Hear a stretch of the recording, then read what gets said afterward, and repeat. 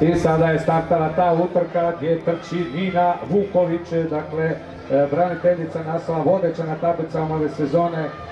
Druga je bila na mediteranskim igrama, četvrti rezultat je to svih vremena ove sezone, u izmjeri istrčala 2.01.72. Vidjet ćemo sada tamo trči ispred nje, čini se Tena Martinec. One su odmah krenule jako, vidjet ćemo koliko može izdržati Tena Martinec u ovom ritmu od 28 sekundi, prvi 200 metara, onu drugu skupinu čini se predvodi tamo. Da vidimo, to bi mogla biti Mirjam Medved iz Fortiusa, tamo se drži Andrijašević i Galić, to je ta druga skupina.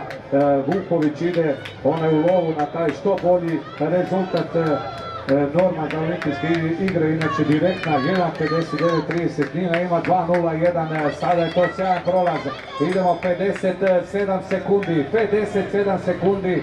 I dalje ovdje Martinec, Vuković sad ide na prvo mjesto, Tina Schmid prolazi na 65. Tina Schmid iz Kvarnera prati to tamo, Klara Andrijašević, pa onda još Mirjam Medved, Olja Galić, Lorena Hržak-Keglević.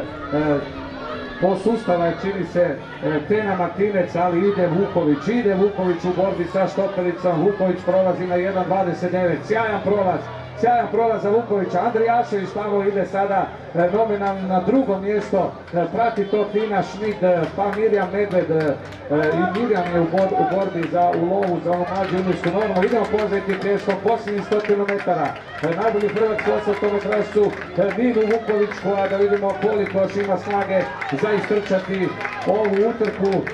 Sada 2.01.72 je njen osobni rekord. Vuković je blizu cilja i evo je na 2.02.77.